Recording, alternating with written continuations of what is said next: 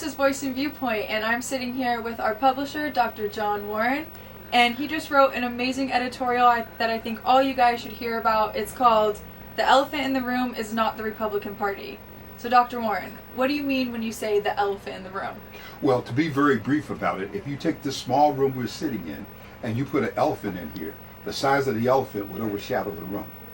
And so the elephant in the room is not the Republican Party, it's not Donald Trump. It's the agenda of the people supporting Donald Trump. And the agenda is bigger than the actual issues. In your editorial, you talk about the browning of America. What do you mean by that?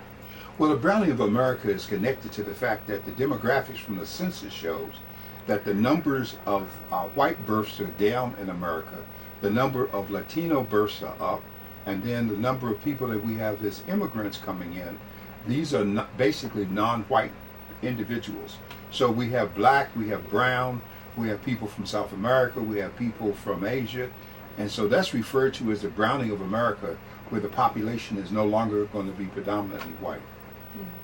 And in terms of this election and Donald Trump supporters, how does that factor into what's going on? Well, the people supporting Donald Trump that are ignoring his 34 convictions, all of his court cases, his incoherency when they jumped on Biden, all of these people see Donald Trump as the key.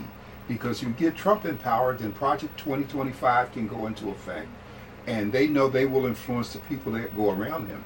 But more importantly, there are going to be 2 seats on the Supreme Court that are going to be up. Okay, Clarence Thomas is one. And when you look at the 2 seats that are going to be up, if Trump is in place, he gets to appoint 2 more justices. If he does that, then his number of appointments and the position of the court swings almost to an 8-to-1 scenario. And so Alito and Thomas are out. Trump gets to appoint. And they want those 2 seats just like they got the other seats that led to the overturning of Roe v. Wade. So we also have the premise in this election where so many people are questioning Harris's policies or lack of policies, but we also haven't heard much from Trump either. What do you have to say about that? Well, Trump doesn't have any policies. And the people who are questioning Harris in terms of policies, either they don't understand what a policy is or they're not listening to all the things that she's laid out. Perfect example is child care. Trump doesn't understand child care, and J.D. Vance says, let your grandparents take care of the kids. Harris gives you money and makes an adjustment.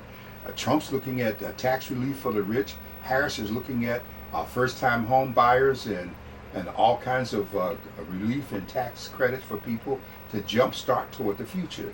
And so the people supporting Trump, they don't want to hear about Harris's plans because from a Republican conservative standpoint, the idea is that all of that is going to cost more money and it's going to raise the debt.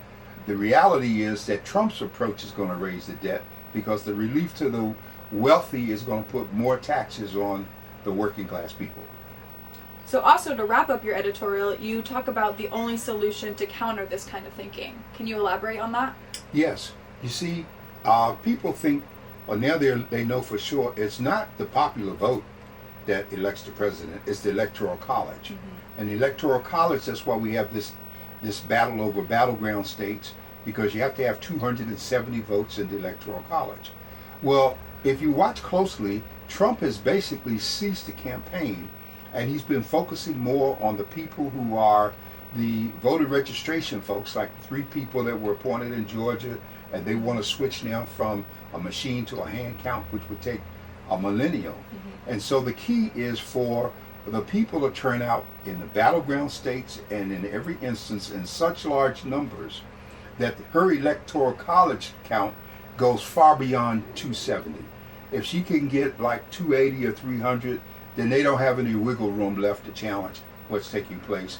And it will put pressure on Mike Johnson not to try to delay the certification, which would be the transition, because that's the ultimate plan. The solution to defeating the elephant in the room is for everyone who can get out and vote. If you have a friend, neighbor, family member, register them to vote. If they're unsheltered or homeless, they still can vote. And the voting numbers must be so overwhelming that the Electoral College count exceeds 270. If we get 280, 290, 300, then there is no wiggle room for Mike Johnson, if the Republicans retain the control of the House, to challenge the election.